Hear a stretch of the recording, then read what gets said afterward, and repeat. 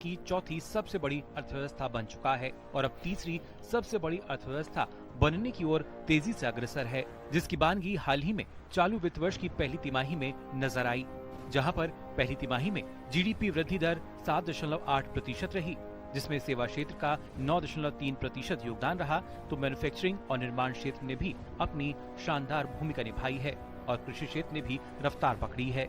भारत का जो इस बार का जीडीपी ग्रोथ नंबर आया 7.8%, ये सबको बहुत बहुत पॉजिटिव था। इस ग्रोथ की विशेषता ये रही है कि इसमें मैन्युफैक्चरिंग सेक्टर में भी अच्छी ग्रोथ रही है, सर्विसेज सेक्टर में भी अच्छी ग्रोथ रही है और गवर्नमेंट एक ग्रोथ का कारण ये भी है कि गवर्नमेंट ने काफ़ी खर्चा किया।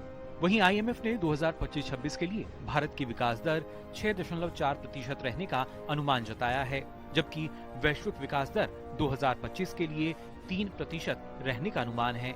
वहीं आईएमएफ का चीन के लिए 4.8% और अमेरिका के लिए 1.9% विकास दर रहने का अनुमान जताया है।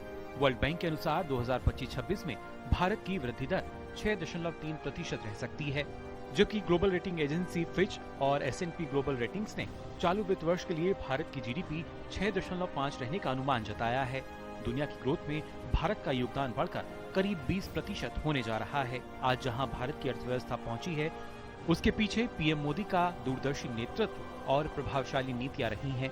फॉरेक्स रिजर्व में इजाफा, देश की आर्थिक स्थिरता और वैश्विक व्यापार में भारत की सशक्त उपस्थिति को दर्शा रहा है, जिसका सीधा फायदा देश की अर्थव्यवस्था को मिल रहा है। इसका जो है फाउंडेशन तो काफी पहले से ले हो गया था। इसमें कई कारण हैं। आई थिंक इन्फ्लेशन कंट्रोल में रही है, गवर्नमेंट केपेक्स की जो इन्वेस्टमेंट है वो कंटिन्यूड बेसिस पे हो रही है, तो ये काफी मिश्रण है इन सब डेवलपमेंट्स का, जिसके कारण आप देख रहे हैं एक बहुत मजबूती से जो है देश आगे बढ़ रहा है इकोनॉमी में। देश को मैन्युफैक्चरिंग हब बनाने की पीएम की दूरदर्शी सोच से अर्थव्यवस्था को नई मजबूती मिली है।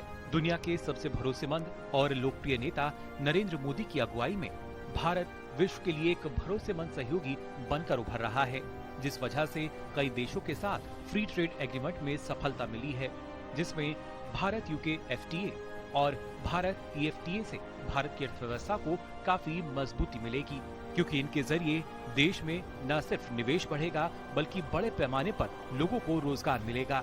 साथ ही आने वाले समय में Oman, Chile, Peru, Australia, New Zealand और यूरोपीय संघ के साथ भी FTA विकसित भारत में मील का पत्थर साबित होंगे। आंकड़ों पर नजर डालें तो एक दशक में भारत का कुल निर्यात 76% बढ़कर करीब $825 बिलियन हुआ है। सेवा निर्यात भी दोगुना होकर $387 बिलियन तक पहुंच गया है। FDI के मोर्चे पर भी भारत ने कीर्तिमान स्थापित किए हैं, तो वहीं दूसरी तरफ पिछले 10 वर्षों में 17 करोड़ लोगों को रोजगार मिला है। 2025 में कैपिटल एक्सपेंडिचर को बढ़ाकर 11.2 लाख करोड़ से अधिक किया गया है।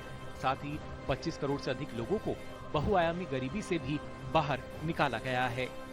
आज भारत न सिर्फ एक तेजी से बढ़ती अर्थव्यवस्था बन चुका है, बल्कि एक सशक्त, आत्मनिर्भर और समावेशी आर्थिक स्वर्ण युग के साथ प्रधानमंत्री नरेंद्र मोदी के नेतृत्व में विश्व मित्र बनकर दुनिया के लिए नई संभावनाओं का मार्ग प्रशस्त कर रहा है। Bureau report, DD news.